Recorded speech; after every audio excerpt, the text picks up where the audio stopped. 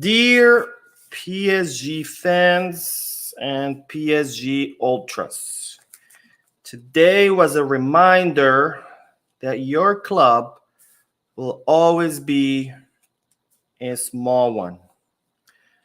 Please do not mention Barcelona ever again. It is too big of a club for you to talk about.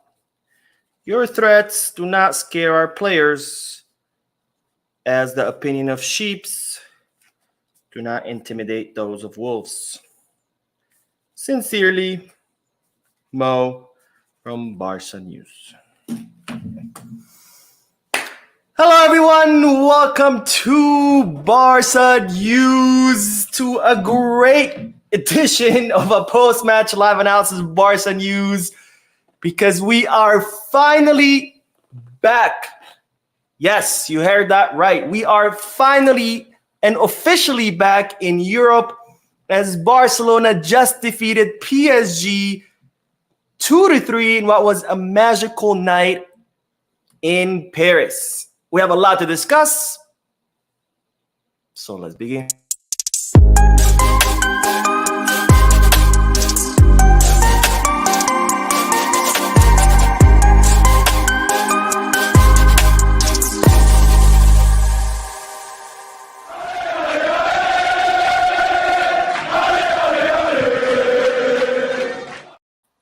Hello everyone, welcome to the channel. My name is Mo and this is the post-match live analysis where we analyze Barcelona matches as soon as they end, and where I also get to interact with you wonderful people in the chat section by reading your comments out loud, answering any questions, and getting a discussion going. Of course, today is Wednesday, so there is a Barca News podcast, live podcast, which is usually at 6:30 p.m. Eastern Standard Time.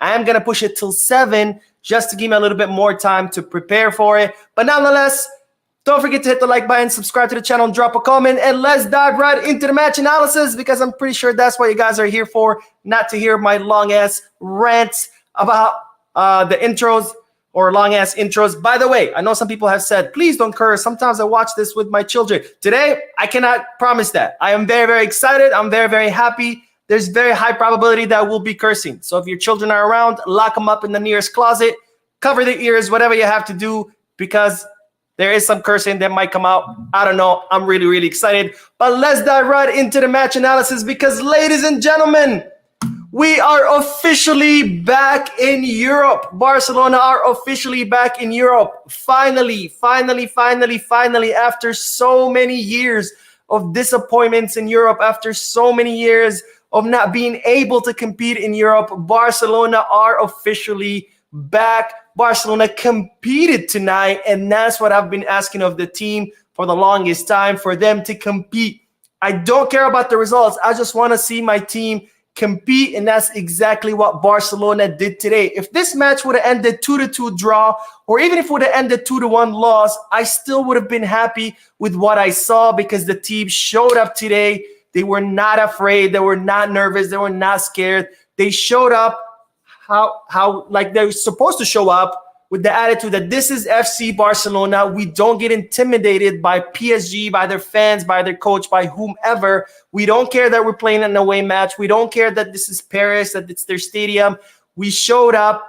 We did our job. We competed, and we ended up taking home a very, very important victory. And this is what I want to see from my team. Not excuses, not, oh, well, we have injuries. Oh, well, you know, the referee. Oh, well, you know, we only have 17 players registered. Oh, well, you know, Xabi didn't get his signings. I don't want to hear any of that. We have the squad to compete, and today was proof of that. The match against Atletico Madrid was proof of that. The match against Napoli was proof of that. We have enough to compete. We have some of the best players in the world. We have a competitive squad. We should be able to compete. All I ask of the team is to compete. I'm not even asking for any trophies. I don't care about the trophies this season. We're in the reconstruction period. All I care about is for the team to show up, compete, give their all, and put our name up high so we can all feel proud of the club that we belong to. And that's exactly what the team did today. The team made us proud. Again, I don't even care that we won. We could have drawn, we could have lost. I still would have been happy because today Barcelona left me feeling very, very proud that I'm a Barcelona fan. So congratulations to the team. Congratulations to Xavi, who had an absolutely brilliant of a night, tactically speaking, especially with the recovery in the second half. I will talk about it a little bit more. Congratulations to Rafinha, who by far his greatest night since he arrived in FC Barcelona, the MVP of the match, well-deserved MVP of the match, amazing, amazing match. And I have to say, he actually looks good with those braids. Maybe he should keep them. Maybe that was his lucky charm. I don't know. But great, great match by Barcelona. There's still some deficiencies here and there that the team need to work on. There's still some things that need to improve. But I'm not concerned with that tonight. Tonight, we celebrate that Barcelona showed up, that Barcelona competed, and on to the second leg, because let's not forget, this is not over. Okay, this is a very, very important win. I'm very happy that we won. I'm very happy that we competed, but let's not forget, there are 90 more minutes coming up. Of course, we do have the advantage. It's going to be at home in our city, in our stadium, because it's not really our stadium. It's Montjuic, with our fans. We still got another leg to go, so let's not assume that we're in the semifinals, let alone the finals. I've seen people saying, hey, off to the finals. Hold on, one match at a time. But nonetheless, let's celebrate tonight, because tonight, FC Barcelona showed up for the first time in a very, very long time in Europe, letting everybody know that we are back. And ICI, c'est Barcelona. Take that, PSG fans. All right, let's start with the chat section, and then we will talk more about the match, the tactics, the players, etc. The chat section is blowing up, and I love it. 400 people watching the live stream, which is, I'm pretty sure, is the highest number yet. So thank you guys for tuning in. You guys are absolutely amazing. 433 now, definitely the highest number to ever watch a live stream by Barca News. So thank you guys. Make sure to hit that like button. Make sure this video makes its round all around the world so PSG fans can come across it and they can cry, because let's not forget, there is a drought in Barcelona. There's currently a serious drought in Barcelona. We could definitely use the tears of PSG fans to help with the drought. So please hit the like button. Let this video circulate.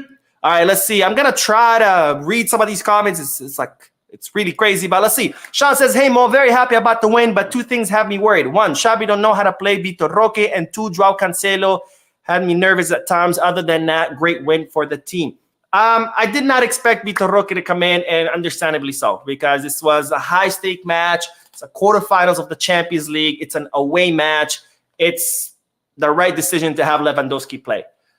By the way, amazing match by the Polish striker. We'll talk about it in a little bit more. So I was not expecting. I don't blame Xavi for not bringing in Vitor Roque. In fact, Xavi was on the point with his substitutions today. We always complain about Xavi's substitutions. That's not a complaint today. He hit it right on the nose, right on the nail, whatever you want to call it. Great job. João Cancelo, disappointing match. We'll talk about it a little bit more. But let's see who else. Junior says if Mbappe would have played this game, he would have scored 2 goals. Yeah, you know what? It's a shame that we didn't get to see Mbappe play. You know, I was hoping he would start, but I guess, I don't know, maybe he's injured. Yeah, it's a shame he didn't get to play. All right. Troy says people keep saying Rafinha is not Barca quality, but he is at this point what the team needs. Tonight, he showed up.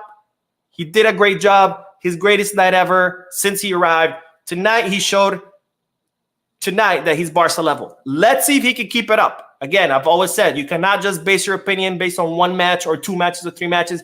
You have to look at a long period of time. Tonight, no complaints. He shot me up. Rafinha showed up. The best match since he arrived. MVP, well-deserved MVP. No doubt about it. Let's see if he can continue that performance for the rest of the season. Because we have seen great matches by Rafinha in the past, only to be followed by a series of bad matches. So if Rafinha can keep playing like this, like he played tonight, then by all means, we well invested 60 million euros. Bravo. But if he goes back to his old self, then maybe not. So again, let's see. Carlos says, Mo, I think we were not using Rafinha the correct way before. He might not be Barca type of player, but he definitely opens the defense with his runs. I don't think we weren't using him the right way because he's always played on the right wing, and that's where he was playing before. But I do agree that he does open up the defensive with his runs. And I've said this before a lot, several times. Like I know when, was it Alaves? Yeah, Alaves. I said we need to use Rafinha because Rafinha is great with his runs to the back of defenders. He does that better than no one. And that's why I've said before, that's why I think he doesn't necessarily fit the Barca style of play because Barcelona are not a team that plays long balls. A team like Atletico Madrid, Rafinha would be excellent because they play long balls. So Rafinha could always make those runs and they can just send them long balls. And I'm sure he would have much better numbers than he does with Barcelona. But that's, he's always done that. He's always done that. Today, it also worked out, which is amazing. But Barcelona don't really play long balls. Barcelona are more of having their wingers dribble past defenders and get into the box and either score or assist someone, right? So, anyways, Trick Chocolate says we need to absolutely sell out Montjuic next week. 100% Blaugrana across the entire stadium. 100% agree with you, my friend, because yes, today was a great win. It was a sweet win since we did it away, but it's not over. We got another leg. We got another 90 minutes. So the fans need to show up, need to sell out Montjuic, need to sing their asses off that entire 90 minutes. We need to encourage, and push the team across the finish line so we can make it to the semifinals because it will be a huge boost for Barcelona, morally speaking. Morale, not morally. It would be a huge boost for the morale. It would be a huge boost for the club financially. And it would be just an amazing result for all of us fans who have been enduring many years of just disappointment. But anyways, let's get back to the chat. Sorry, it's been a very long day at work. Actually, I was supposed to start this at 5:30, and right before I started getting calls from work. That's why I started a little bit late. I don't have a Señera, but I did wear my jersey, my yellow jersey today in honor of our win today. It looks like it worked out. It looks like a Señera is a good lucky charm. I think we should wear it more often because it has worked out a lot in our favor. I know some people don't like it because it's very bright. I love it because, it's the Catalunya flag, which I'm very, I like it a lot. Anyways, let's get back to the match review because today, like I said earlier, Barcelona showed up. They competed, and that's what the most you can ask of the team, to just show up and compete. That's exactly what they did today. The first 10 minutes of the match were not Barcelona's best. I think they started out a little bit feeling uncomfortable, understandably so. It's not their stadium. The fans were very loud. PSG fans really showed up. So it was a little bit of discomfort on part of Barcelona for the first 10 minutes.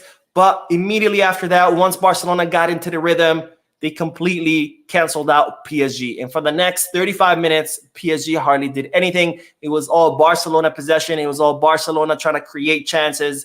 There was a lot of misconnections between the players. We weren't really moving the ball as good as we could have.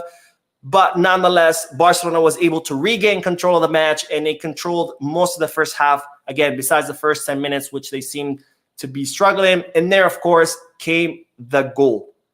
Now, Pau Cubarsí, ladies and gentlemen, Pau Cubarsí, what this guy is doing. I know I've said this before, and you probably think I'm a broken record, but Pau Cubarsí is what he does is not normal.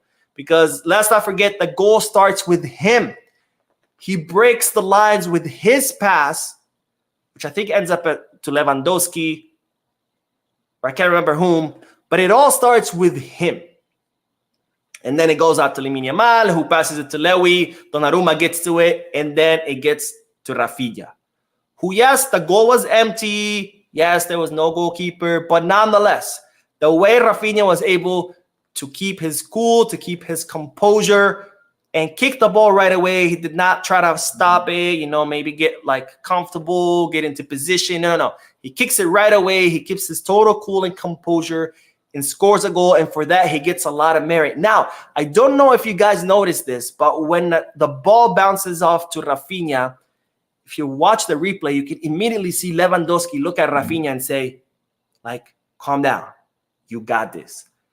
And that's something that we saw consistently throughout the match, and I bring that up because we have to highlight what Lewandowski did today. Lewandowski was absolutely superb, not just as a player, but as a leader.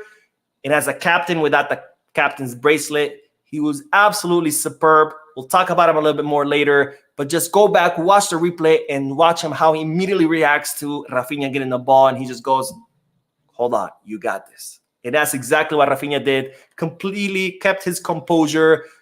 Beautiful shot into the goal. Barcelona ends the first half 1-0. We could have ended it 2-0 if Cancelo didn't do whatever the hell he did at the end of the first half, but nonetheless. Now, second half starts, and this is troubling because we've seen this happen a lot before. Barcelona always starts the halves asleep at the wheel. I don't know what it is. I don't know.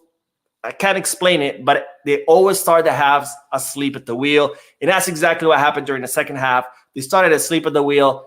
PSG took advantage of the situation. They mounted pressure on Barcelona, and they immediately scored 2 goals within 3 minutes. Part of it was also due to Luis Enrique. He read the situation and what was going on during the first half. He made adjustments during the second half. He made these substitutions, which paid dividends because immediately they were able to flip the match and score 2 goals against us back-to-back.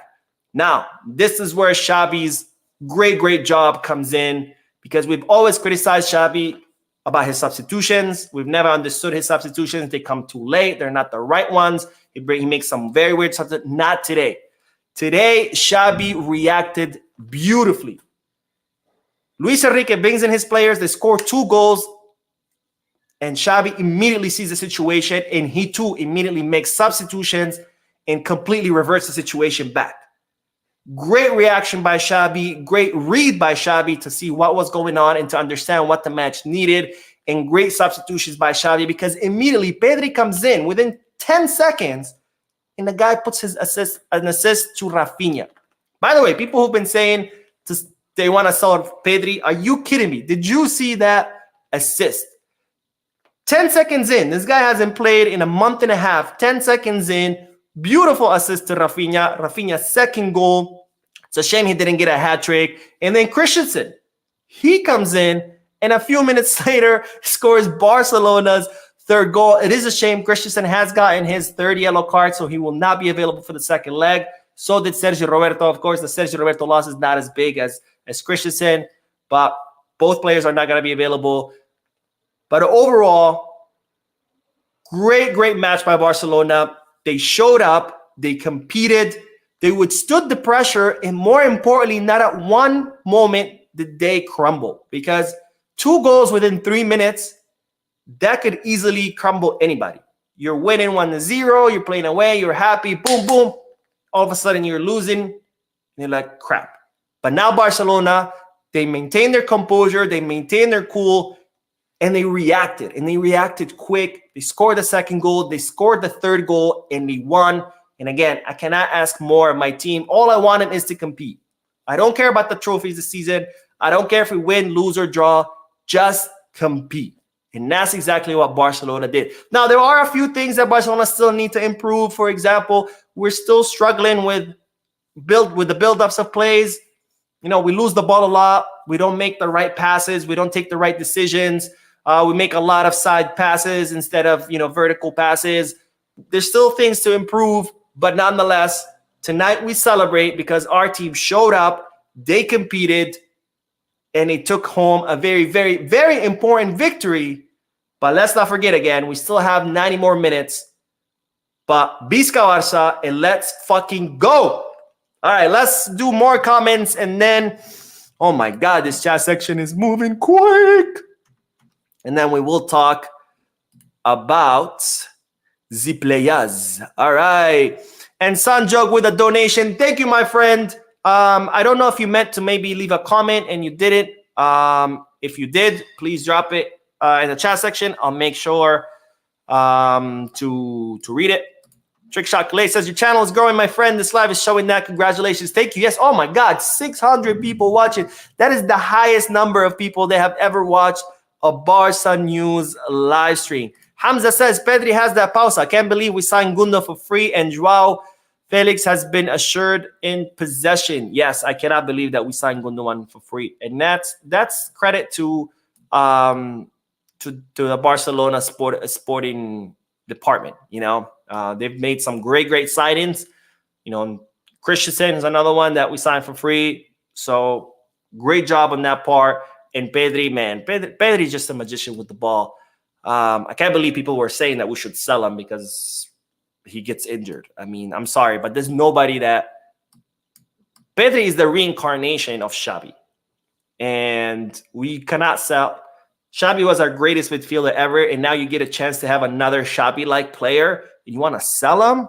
Come on, guys. Let's be serious here. P says, Mbappe said that he was not going to hide in his match days ago, but it was like he was playing hide and seek. Donnarumma felt very uncomfortable in his home stadium. I wonder how he will be at home. Well, to be fair, Mbappe didn't play. So, you know, how is he going to perform if he wasn't on the field? You know what I mean? Of course, I'm kidding, by the way, guys. I know Mbappe played, but did you guys see Mbappe? Because I didn't see him. I don't know. Anyways.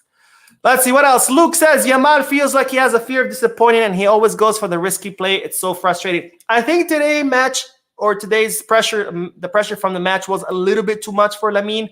We saw it in his decision-making. I think he was great in the build-up. Lamine was great in the build-up. He had a lot of plays where he was just slicing through PSG's defensive line. But then that last touch, you know, whether to pass it or to shoot it, he made a lot of mistakes in that final decision. But can you blame him? He's 16 years old. He's playing, he's not even playing. He's starting a Champions League quarterfinal in an away stadium. You know, you can't blame him for feeling the pressure. He's not even supposed to be playing the Champions League. He's supposed to be playing the UEFA youth, whatever the hell it's called, that is for the youngsters. He's supposed to be playing that, not starting in a quarterfinal of the Champions League in an away match. So I don't blame him for feeling a little bit the pressure. I think Xavi did the right job of protecting him and taking him out and bringing in, I think it was João that came in his place, and João ended up on the left and Rafinha was put back on the right. But I don't blame him. And we have 2 donations. Let's see. Wait, how do I do this? Why doesn't it let me show the donations? All right, there we go. Sanjuk says, Frankie was not good today. His defensive mistakes cost us 2 goals with Christensen out. How are we going to manage our defense in the pivot? I disagree. I don't think that Frankie was not good today. It was not his best match, but I don't say it was a bad match either. And of course, he's not going to be, the best Frankie. He just came back from injury. You know, he's been out for a month and a half. He shouldn't have even started to begin with. But of course, because we are short on midfielders, he did start. So I'm not worried about it. By next match, he would be more in competitive rhythm. We'll see if he plays a few minutes this weekend, and then for next week, I think he'll be fine. I'm not too worried about Frankie. As far as Christensen, that's gonna be obviously a loss. I think we're gonna have to maybe have Gundogan again in the pivot, or maybe Frankie in the pivot with Gundogan, and we'll see who'll be the third midfielder. Maybe I'm sure Pedri will be, unless Barcelona want to protect him and have Fermin start and then bring in Pedri. We'll see, but. It's definitely a big loss that Christensen's out, but now that Pedri and Frankie are back, is not as a big of a loss, right? If Pedri and Frankie were still injured and now Christensen is out, then you're like, okay, yeah, now we're in trouble because Sergi's also out. So now who you start? You have Gundo, you have Fermin, and who's your third midfielder, right? But Pedri and Frankie are back, so I think we should be fine. Mustafa says, super happy beating PSG at home. Now the average French team can shut up Pisca Barca. By the way, today is Eid, which is a Muslim holiday. It marks the end of Ramadan, and Barcelona happened to win. So double celebration for people who people are celebrating Eid. I'm sorry, I'm getting a call here from work, but I'm sorry, work. I am doing the live. All right, let's do one more comment, and then we will talk about the formation, the players. Let's see. Oh, I took my glasses off and now I can't see anything. And Ghana Boy says, no, Cancelo decision-making is poor. He's a bit selfish sometimes. He needs to pass the ball. Okay, we'll talk about that a little bit more. But let's look at the formation because this is the team that Xavi came out with. I'll make this bigger so you guys can see it better. But we had, of course, Ter Stegen in goal with Jules Koundé on the right back, Ronald Araujo and Pau Cubarsí as our center backs, João Cancelo on the left, Sergi in the middle, surrounded by Ilkay and Frankie, and then Lewandowski as our center forward, surrounded by Lamine and Rafinha on the wings. Now, we are at 25 minutes, so I'm not going to talk about every single players. I'm only going to talk about the highlights or the standouts, if I may. Jules Koundé, another excellent match. Since the New Year's, Jules Koundé has just been on the rise. This guy is absolutely amazing. And I know a lot of people wanted to get rid of him, but I even suggested it too because he wasn't really performing well. He was complaining a lot about playing the right back, but since January he has been unstoppable, and I don't think it would be wise for Barcelona to get rid of him anymore, especially if he maintains the same level until the end of the season. Araujo and Cubarsí, absolutely unstoppable. Pocketed Mbappe. I think Mbappe had only one shot that deflected off Araujo, and that was it. In 90 minutes, that was the entire participation of Mbappe. Cubarsí, there is a play in the first half where I think it's Mbappe. He gets this long pass. He's offside, but nonetheless, the flag is not up yet. And Cubarsí is like 10 feet behind him. And not only does he catch up to him, but he executes a clinical tackle. It's like a laser-guided missile tackle that gets the ball and doesn't even touch Mbappe. And that's, I mean, to me, that was kind of like watching that winning goal in the last minute of stoppage time. I was like, what did I just watch? I mean, the whole play didn't count because it was outside, but nonetheless, just a highlight of what this guy is capable of doing. More standouts, Lewandowski. Absolute brilliant match by Lewandowski. We usually complain, or I've complained before, about how players don't really connect well with Lewy. And that's why he struggles to score, because Lewy is a box predator, right? He needs the ball in the box in order to push it in. And the players have been struggling to get him the ball for him to score. Today, the roles were inverted. It was actually Lewandowski who was getting the ball to his teammates. He was dropping back and playing almost like a playmaker or like a second striker, distributing the ball. And not only that, Lewandowski is 35 years old, and today he was running like he was 25, which is absolutely mind-blowing. He did not slow down one bit the entire 90 minutes. I think he is right when he says he's in the best shape of his life, that he still feels like he has plenty of years or more seasons in him. I totally believe it, especially after tonight's match. The way the guy was running, the way he was dropping down, getting the ball, distributing the ball, running back up with the teammates that he just gave the ball to in order to accompany him in the attack. So it was an absolute brilliant night by Lewandowski. And of course, we have to put him back on the screen. Ladies and gentlemen, the MVP of the night, Rafinha. I forgot his first name. I was going to say his full name, but Rafinha, the MVP of the night. Again, the greatest night of Rafinha since he arrived in FC Barcelona, scoring 2 goals. When Xavi subbed them out, I'm usually like, yeah, finally, they're subbing to Rafinha. When Xavi subbed them out, I was like, no, I want him to have his hat trick. But it ended up being the right call. I think Xavi was just trying to protect him when he took him out in the 70th minute, you know, so for him not to get exhausted. We still have a match this weekend. We have a match next week. So, you know, I understand why Xavi subbed them out, but excellent match by Rafinha. The second goal was absolutely brilliant goal. Doing what he does best, which is running to the back of the defenders, slicing through them, and then getting the ball. And the way he shoots it, just first touch, right in. Amazing night by Rafinha. I think he should keep his braids. Maybe those are his lucky charm. The only two negative things that I would say is João Cancelo and João Felix. The two Joaos disappointed tonight. Cancelo had really poor decision-making. Defensively speaking, he was a little bit of a liability, which we all know that he is, especially in that what could have been a penalty kick. Thankfully, Mbappe was offside. But the way Cancelo tackles Mbappe with his leg super high up, studs showing, in the box, why would you ever commit a tackle like that?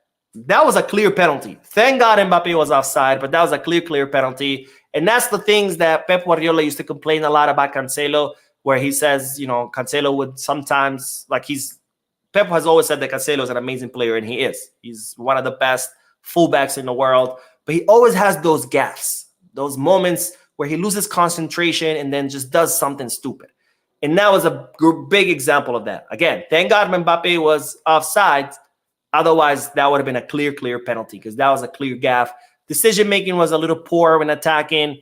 But Cancelo has had plenty of great matches. We're not going to, you know, completely stone him and be like, Cancelo is the worst. Get rid of him. He's had plenty of great matches this season. Tonight, it just wasn't his night. João Felix, the same as always.